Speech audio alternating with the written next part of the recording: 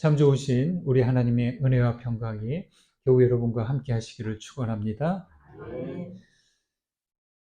하나님의 인도하심과 또 여러분의 기도 덕분에 나흘 동안의 말씀 집회를 잘 마무리했습니다. 마산 반석교회는 창원시 마산 회원구에 있는 크지 않은 교회입니다.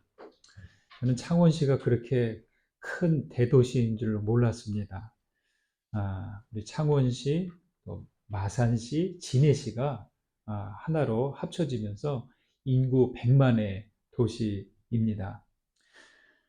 그리고 그곳은 항구들이 많아서 중공업이 발달하고요. 또 수출 기업들이 많이 있습니다. 남해안의 도시라 그런지 확실히 우리 지역과는 기온 차이가 컸습니다. 벚꽃이 제일 먼저 피는 곳이고 또 단풍이 제일 늦게 드는 곳입니다. 겨울에 눈이 거의 내리지 않는다고 하더라고요. 그래서 스노우 타이어를 교체할 일이 없다고 합니다. 그 때문에 그 반석교회 목사님 자녀들은 겨울마다 눈 내리는 거를 좀 보고 싶다고 겨울마다 이야기한다고 했습니다. 우리 지역은 겨울에 눈 치우는 일이 일상이죠. 그래서 눈이 좀 덜 내렸으면 하지 않습니까? 눈을 못 본다는 이야기를 들으면서 저는 괜히 부러웠어요. 여러분, 기후 환경에 따라 이렇게 사람들이 기대하는 것들이 정반대가 됩니다. 집회교회와 숙소가 고층 건물들 사이에 있어서 마치 다른 나라 대도시에 온 듯해서 마냥 낯설기만 했습니다. 하지만 낯설지 않은 풍경이 그 가운데서도 보였습니다. 바로 크고 작은 교회들이 그 고층 건물들 사이사이에 있더라고요. 그리고 교회들이 있으면서 처음엔 낯설지만 두 번째 날, 세 번째 날 되면서 곧 친숙해졌습니다.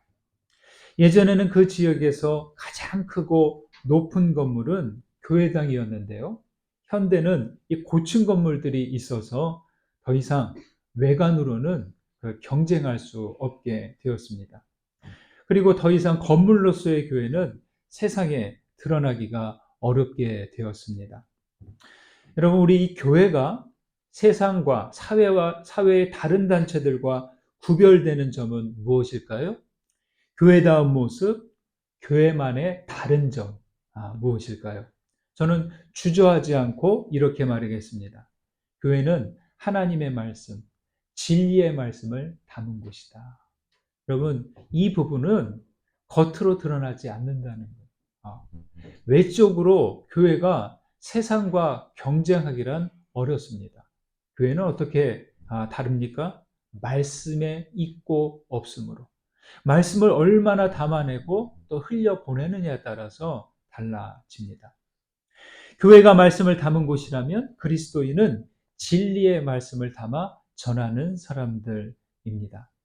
진리의 말씀을 담아 전한다. 이것을 다른 말로 하면 진리의 말씀을 따라 산다. 이렇게 말할 수 있겠습니다. 우리 제천 지역이 산이 많은데도 땅이 비옥한 이유는 의린지가 있기 때문이 아닙니까? 골짜기마다 시내가 흐르고 또 강물이 흘러가기 때문에 우리 지역이 비옥하게 되는 것이죠. 그처럼 진리의 말씀을 담은 교회들이 많을수록 해당 지역은 영적으로 비옥한 지역이 될 것입니다. 새벽과 저녁 모두 7번 말씀을 전한 동안 정말 쉽지는 않았지만 성령님의 임재와 감동을 경험할 수 있었습니다. 말씀을 사모하고 목말라 하는 성도들이 기다리고 있었고, 낮에는 저마다의 일을 하면서 또 저녁과 새벽에 말씀에 몰입하는 그거 교우들의 모습이 무척 간절하게 보였습니다. 집회를 마치고 숙소로 돌아올 때마다 우리 교회와 교우님들이 생각나면서 잔잔한 그리움이 밀려오곤 했습니다. 이 말씀을 드리는 것은 며칠 동안 여기 지역을 교회를 벗어나 있으니까 교회와 여러분들이 보고 싶었다는 이야기입니다. 네. 교회들이 흩어져 있고 그리스도인들이 떨어져 있더라도 우리는 성령 안에서 이어져 있다고 저는 믿습니다. 특히 말씀을 듣고자 할 때는 강력한 성령의 임재가 임합니다. 제가 전한 메시지는 모두 이 강단에서 여러분과 나누었던 말씀들입니다. 다시 정리하는 가운데 저는 새로운 깨달음, 또 그때는 몰랐던 감동에 젖었습니다. 집회표를 이렇게 정했어요. 믿음, 앞으로 나아가라는 부르심. 이렇게. 이렇게 이 표를 정하고 나서 보니까 이 말씀을, 이 표를 내년도 우리 교회 또 표로 삼아야 되겠다 하는 그런 생각이 들게 되었습니다. 믿음, 앞으로 나아가라는 부르심인데요. 여러분, 나아가야 하는 그 앞은 어디일까요? 예, 바로 하나님 계신 곳입니다. 예수 그리스도께서 십자가를 지고 나아가신 그쪽이 바로 그 앞입니다. 그리고 언약의 땅이며 하나님의 나라입니다. 네 번의 저녁 집회 주제를 이어보았습니다. 하나님을 앙망하는 힘과 지치지 않는 사랑의 심장을 가지고 두려움을 지나서 영원한 하나님 나라의 유업을 이어가자, 이겁니다. 여러분, 이 네 가지를 우리도 항상 기억하시면 좋겠습니다. 하나님을 앙망하는 힘과 지치지 않는 사랑의 심장을 가지고 두려움을 지나서 어디로? 하나님의 유업을 잇는 그 길로 나아가는 겁니다. 여러분, 산마다 거리마다 단풍이 짙어가고 있습니다. 하지만 일상의 분주함과 나라 안팎의 어지러운 소식들로 인해서 피로감이 몰려오고 답답함이 밀려옵니다. 쌓여가고 있습니다. 그러나 하나님을 앙망하는 우리들 그 마음으로 믿음의 부르심을 따라 계속 앞으로 나아가시기를 간절히 축원드립니다. 애굽을 떠나온 이스라엘은요, 시내산 아래에 진을 쳤습니다. 모세는 시내산에 올라가서 40일 동안 머물면서 하나님의 언약의 말씀을 새긴 돌판을 받아서 내려왔습니다. 그런데 이렇게 중요한 시기에 산 아래에서는 어떤 일이 벌어졌나요? 이스라엘은 참지 못하고 아론을 재촉해서 아론에게 졸라대서 금송아지를 만들고 말았습니다. 크게 분노한 모세가 이 계명이 적힌 돌판을 어떻게 했나요? 그냥 내던져 버렸어요. 그 계명이 40일 동안 하나님과 함께 하면서 받아온 그 계명이 적힌 돌판을 던져서 조각내 버렸습니다. 그리고 금송아지를 부수어서 그 물에 가루를 뿌려서 거기에 참여한 자들에게 마시게 했습니다. 그게 바로 앞에 있는 32장의 내용입니다. 오늘 내용은요, 그 32장에 있는 금송아지 만든 사건을 배경으로 하고 있다는 겁니다. 모세보다 하나님은 더 실망하셨는지 이스라엘과 더 같이 가지 않겠다라고 합니다. 이 신의 산을 떠나라 합니다. 너희는 너네 갈 길로 가고 나는 나대로 가겠다. 그런 의미인 것 같습니다. 이렇게 금송아지 사건은 하나님과 모세에게 깊은 상처를 주고 말았습니다. 모세는 당황했습니다. 그러나 물러서지 않고 끈기 있게 하나님을 붙들고 호소합니다. 여러분, 모세는 하나님과 이스라엘 사이에서 어떤 역할을 했습니까? 갈등과 균형을 조절하는 그러한 중재자의 역할을 했습니다. 여러분, 하나님과 함께하는 우리의 동행과 영적 거리는 어떻습니까? 개인마다 다르시겠지만, 또 개인마다 또 다를 수도 있겠지만, 또 각자가 어떨 때는 멀기도, 어떨 때는 가깝게 체감될 수도 있겠습니다. 오늘 말씀에서 하나님과 함께하는 지혜로운 동행이 무엇인지 함께 나누고자 합니다. 여기 말씀 14절을 보실까요? 14절 읽습니다. 여호와께서 이르시되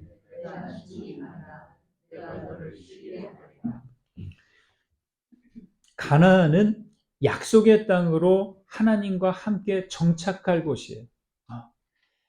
애굽을 빠져나온 것은 이 척박한 광야를 지나고 있는 곳은 가나안 땅, 약속의 땅이 있기 때문입니다. 그런데 여호와께서는 같이 안 가시겠대요. 별거하겠다는 거죠. 이렇게 되면 계약은 파기 상태가 되는 것이고 이스라엘은 오도 가도 못하게 됩니다.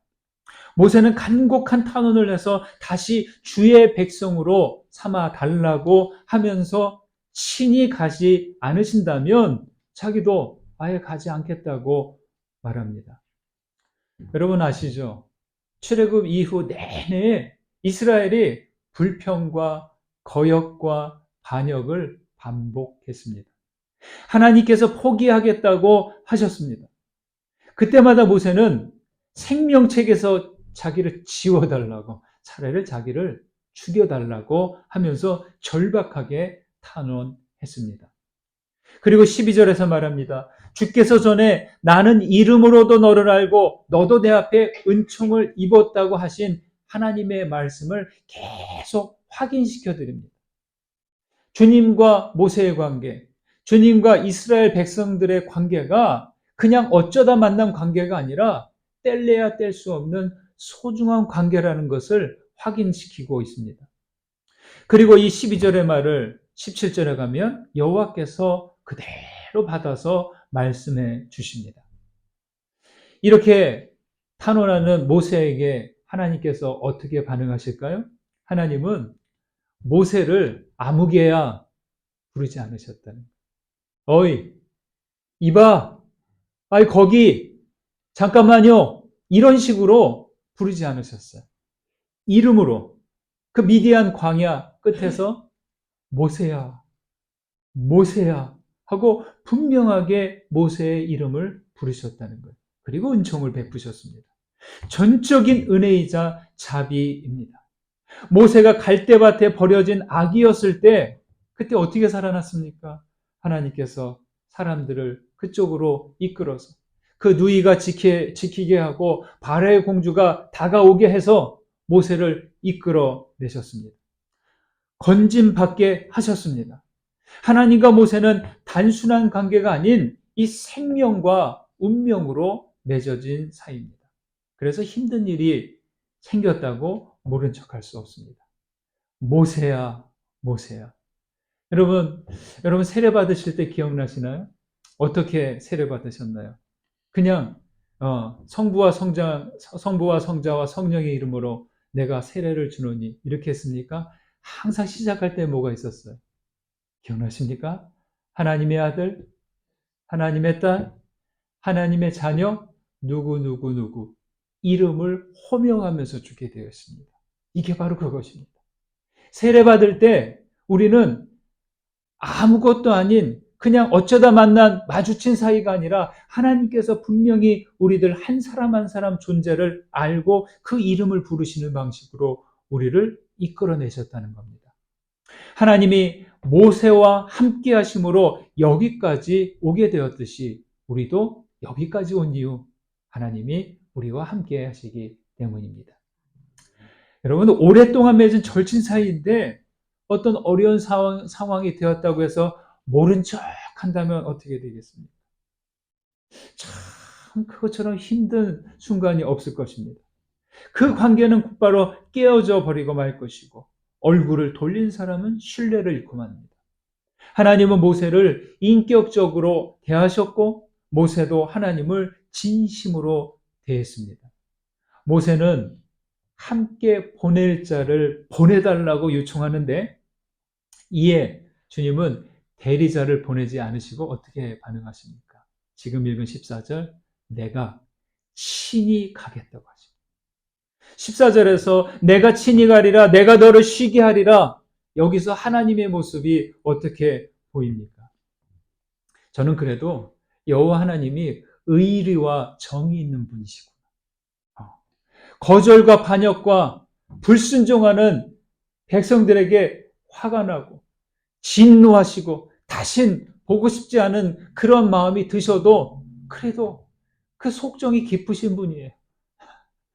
그래서 이스라엘에게 다시 돌아서는 것이죠. 11절에서 이런 말씀을 합니다. 사람이 자기 친구와 이야기함 같이 여호와께서는 모세와 대면하여 말씀하셨다라고 말합니다. 백성들의 심각한 범죄에 진노하시고 크게 실망이 되었어도 주님은 마음을 돌이키십니다. 그래서 내가 친히 가리라라고 하는 겁니다. 따라해보실까요? 내가 친히 가리라. 그리고 이어서 말합니다. 내가 너를 쉬게 하리라. 쉬다. 이 말은 이 쉬다에 대한 히브리어는 누아흐로 인도하다, 이끌다의 나하와 비슷한 발음이에요. 우리말에는 없는데 이쪽 말에는 그 끝에 모음이나 철자 하나를 이렇게 바꿔서 이렇게 비슷한 발음을 내게 하면서 다른 뜻을 내게 하는 말놀이 방식이 많습니다. 누아흐, 나하. 하나님은 이스라엘 백성을 이끄는 일이 이번 일로 얼마나 어려운지를 아신 것 같습니다. 그냥 강압적으로 해서 강압적으로 그냥 억지로다 하면 되는데 그렇게 해서 사람들이 바뀌지 않는다는 것을 아시는 것이죠. 하나님 보시기에도 힘든데 여러분 모세가 백성들을 이끌 때 얼마나 어려울지 아신 것 같습니다. 친히 가겠다 이 본뜻은 나의 얼굴이 갈 것이다 이런 뜻이래요. 그러니까 함께 하는데 어떻게 함께 해요? 얼굴을 마주하면서 얼굴을 맞대는 관계라는 거야. 오든지 말든지 그냥 뭐 배고프면 먹을 것이고 또 뭐 어쩔 수 없으면 오겠지. 오다 뭐 안 오면 나도 몰라. 이런 게 아니라는 거야. 가까이 얼굴을 마주하면서 친밀한 사귐으로 동행하신다는 그런 말입니다. 여러분 모세는 이 하나님과 백성들 사이에서 아주 중요한 역할을 합니다. 모세의 중재로 하나님의 언약은 파기되지 않는 거예요. 우리는 모세에게서 죄사함과 구원의 중보자이신 예수 그리스도의 모습을 봅니다. 여러분 우리 그리스도인들은 모세처럼 사람들과 하나님 사이에 있는 사람들입니다. 사람들이 하나님을 알든 모르든 하나님에게서 멀어지지 않도록 긍정의 역할을 하고 하나님께서 사람들로부터 거리를 두지 않으시도록 물러나지 않으시도록 중보자의 역할이 우리 모든 그리스도인들에게 있다는 거예요. 네. 그래서 아무리 실망이 되고 화가 나셔도 거리를 두시면 안 돼요. 성도는 그 자리에서 편하게 중간에 위치해서 있어야 될 자리에 있어야 하는 것입니다. 요한복음 10장에서 예수님이 이렇게 말씀하세요. 그들을 내 손에서 빼앗을 자가 없느니라. 그들을 주신 내 아버지는 만물보다 크심에 아무도 아버지 손에서 빼앗을 수 없느니라. 나와 내 아버지는 하나이니라 하신대. 이렇게. 그리스도를 믿는 자들은요, 어떤 사람들이냐? 주님의 손에 붙잡힌 사람들. 우리가 예수를 믿을 때 하나님 손에 붙잡힌 사람이 됩니다. 저는 이 요한복음 10장에서 내 손, 아버지의 손, 나와 아버지는 하나라는 말에서 아주 친한 친밀함을 느낍니다. 예수님은 하나님을 내 아버지라고 아주 친밀하게 부르시죠. 자기 백성을 두고 내 양이라고 하고 하나님을 내 아버지라고 부르자 서먹함이 친밀함으로 바뀝니다. 예수님은 하나님과 친밀한 가운데 계시고 우리를 친밀함으로 부르십니다. 여러분 그래서 기도하실 때 하나님, 주님 이보다 하나님, 주님 이 호칭보다 우리가 집중을 못하니까 또 저렇게 통해서 우리를 깨우시는 것 같습니다. 예. 그래서 하나님, 주님 이렇게 부르기보다 아버지 하나님 이렇게 부를 때 더 친밀해집니다. 우리가 공중 함께 기도할 때는 뭐 그게 잘 안 되시더라도 나 혼자 기도할 때는 하나님 아버지, 아버지 하나님, 어떤 분들은 아빠 하나님 이렇게 부르면 그 기도의 깊이가 달라집니다. 여러분에게 하나님은 어떤 분이십니까? 하나님과의 그 친밀감은 어느 정도로 체감되십니까? 하나님 아버지가 내 아버지, 내 아빠 되십니까? 여러분 구원은 그래서 뭐냐? 나와 하나님 사이의 이 친밀함을 회복하는 거예요. 하나님은 그래서 저 멀리가 아니라 여기에 계시기에 그리스도를 통해서 우리가 본래 하나님과 하나임을 깨닫고 회복하는 겁니다. 그것이 바로 구원의 삶이 되는 것입니다.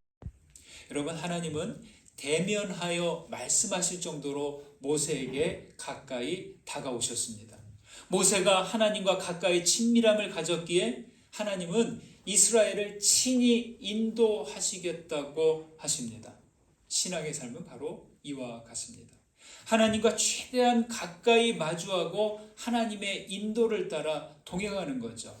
친히 함께 하시는 하나님과 더욱 친밀함 가운데 믿음의 여정을 나아가시기를 축원합니다.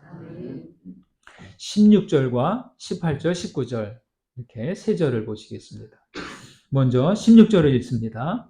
나와 주의 백성이 주의 목전에 은총 입은 줄을 무엇으로 알리이까? 주께서 우리와 함께 행하심으로 나와 주의 백성을 천하 만민 중에 구별하심이 아니니까. 18절 19절 모세가 이르되 원하건대 주의 영광을 내게 보이소서. 여호와께서 이르시되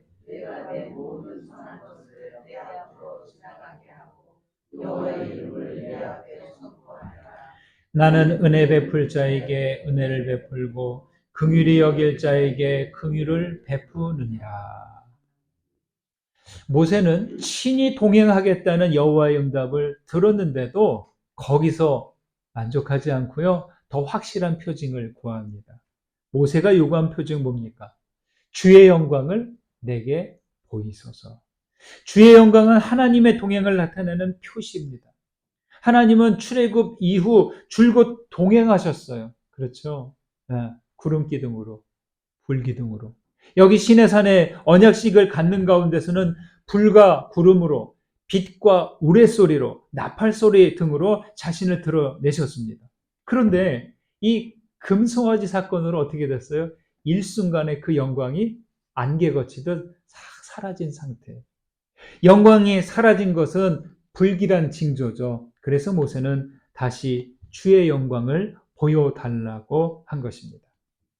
모세의 간청에 못 이겨서 하나님 다시 영광을 보여주겠다고 하십니다. 그런데 영광의 본체이신 하나님의 얼굴을 보여주지 않습니다. 왜냐? 그 얼굴을 보는 이는 살 수 없기 때문에 주의 영광이 지나갈 때 손으로 모세를 이렇게 덮었다가 지나가면서 손을 치우면서 하나님의 등만 보게 될 것이라고 그렇게 합니다. 여러분, 출애굽 이야기에서 가장 중요한 핵심이 뭘까요? 우리 성서에서 가장 중요한 핵심 뭘까요? 약속하신 가나안 땅에 정착하는 이야기일까요? 젖과 꿀이 흐르는 땅을 얻는 것보다 중요한 것이 있습니다. 다름 아닌 그것은 여호와 하나님과 동행하는 겁니다. 이게 출애굽의 가장 핵심되는 것이고 성서의 가장 핵심되는 주제입니다. 하나님과 동행하지 않는 땅, 그 아무것도 아닙니다. 모세가 주의 영광을 보여달라고 한 것, 하나님의 현존과 임재가 그만큼 간절했기 때문입니다. 여러분, 신랑 신부가 결혼했어요. 허니문을 지나 신혼집에 들어가야 하는데 지금 이스라엘 상황은 뭐예요? 허니문 기간부터 갈라서게 된 상황이에요. 예. 신혼집에 들어가기도 전에 하나님이 싫다고 그냥 제멋대로 행하는 상황이 되었습니다. 하나님의 현존과 임재는 풀과 나무에게 비치는 태양빛과 같고 땅을 흐르는 강물과도 같습니다. 빛이 없는 식물, 물이 없는 땅 어떻게 돼요? 아주 그대로 말라 죽을 것이고 또 황폐한 땅이 되고 맙니다. 하나님 없이 그 영광 없이는 이스라엘도 생존할 수 없게 됩니다. 여러분 생각해 보십시오. 우리가 성공했을 때 가장 큰 성취를 이루었는데 그때 가족과 친구들이 없어요. 이웃과 동료들이 없이 달랑 나 혼자면 그 기쁨 얼마나 오래 갈까요? 예, 기뻐도 잠깐은 기쁠 수 있겠지만 그게 하루나 계속 지속될까요? 그것은 우울한 성공일 뿐입니다. 또 큰 실패와 절망에 빠졌을 때, 깊은 슬픔에 젖었을 때 홀로 그 슬픔의 동굴에서 빠져나올 수 있을까요? 그 또한 길고 오래 갈 것입니다. 모세는 출애굽 여정에서 가장 중요한 것은 여호와 하나님과 이스라엘 백성의 동행인 것을 놓치지 않고 있습니다. 여러분, 신앙의 삶의 핵심이 바로 여기에 있습니다. 내 인생의 목표에 도달했다고 해도 하나님이 동행하지 않으신다면, 거기서 하나님과 함께 거하지 않는다면 그 무슨 의미가 있습니까? 여러분, 신앙은 주고받는 게 아니에요. 하나님과 함께하면서 누리는 기쁨과 희열, 감사 가운데, 그의 영광 가운데 함께 거하는 것입니다.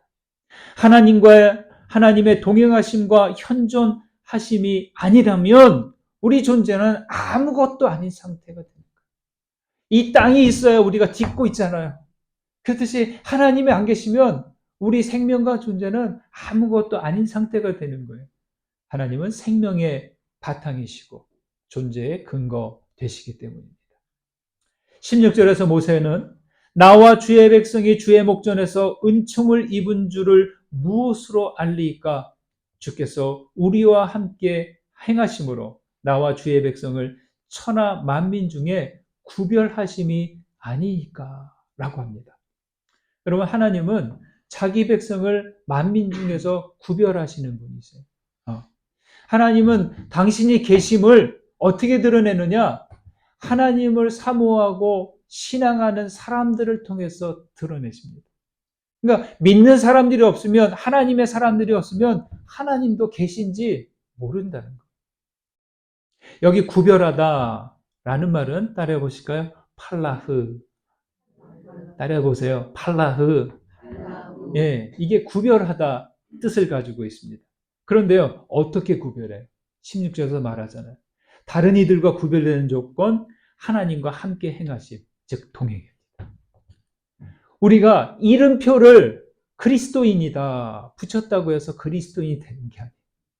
우리가 세례 받았다, 세례 증서가 있어야 하나님의 사람이 되는 게 아니에요. 지금 하나님과 함께 행하느냐, 동행하느냐에 따라서 그게 구별되는 겁니다. 이스라엘은 구별된 민족이 되었습니다. 그 조건이 주께서 함께 행하심입니다. 주님은 항상 함께 하시지만 만약 이스라엘이 그 동행을 거부하면 구별됨은 사라지고 말아요. 우리는 그리스도인으로서 만민 중에 구별되어 보일까요? 아니, 세상에게 구별되는 건 둘째치고라도 하나님 보시기에 사람들이 있을 때, 저 사람들, 저기에 모인 사람들, 나의 백성, 나의 사람들, 나의 자녀들, 이렇게 구별되어 보일까요? 우리들 역시 하나님의 현존과 동행하지 않는다면 그 구별됨은 사라지고 말 것입니다.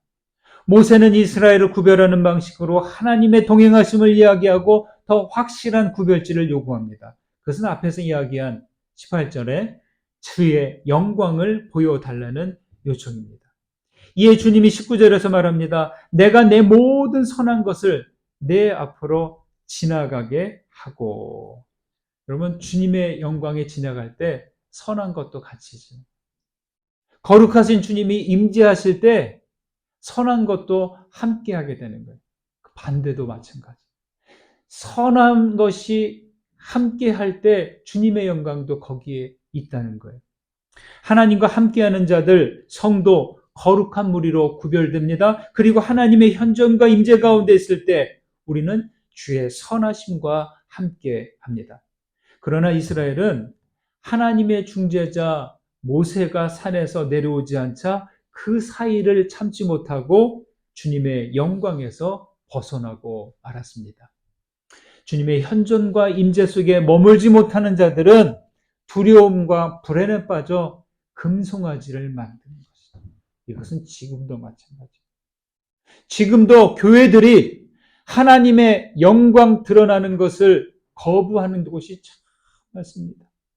하나님의 임재 가운데 거하지 못하고 교회 아내인 듯 해도 세상에 금송아지를 만드는 이들이 참 많다는 거예요.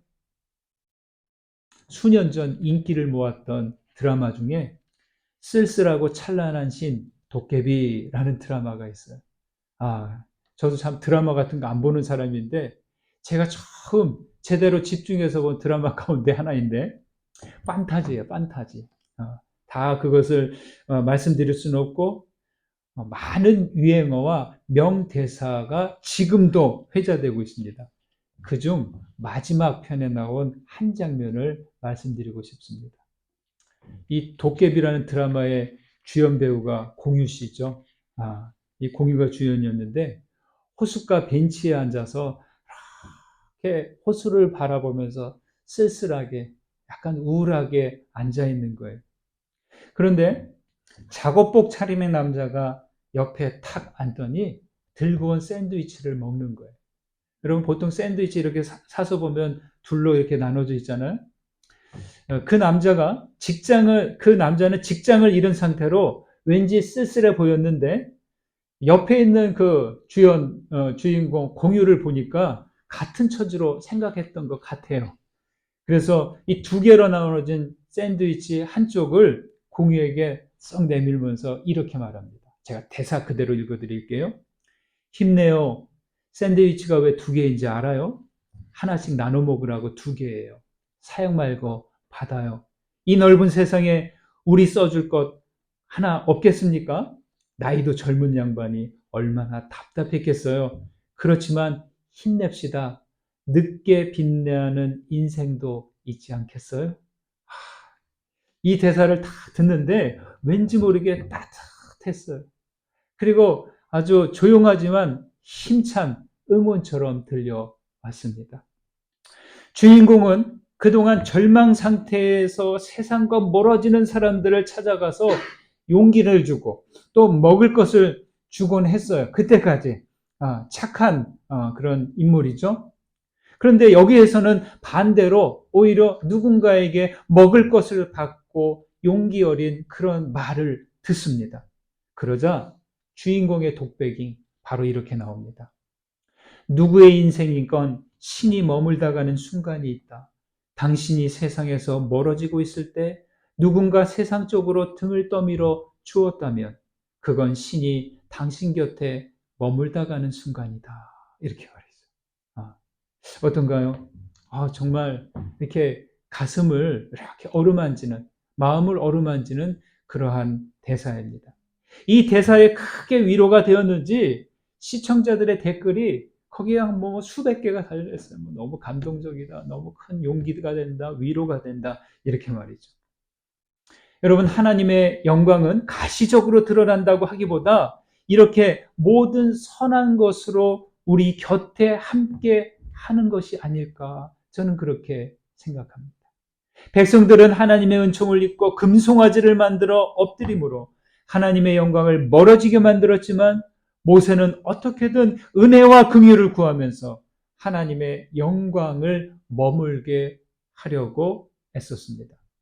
모세는 이스라엘에게 하나님의 함께 하심을 보여주고 있습니다.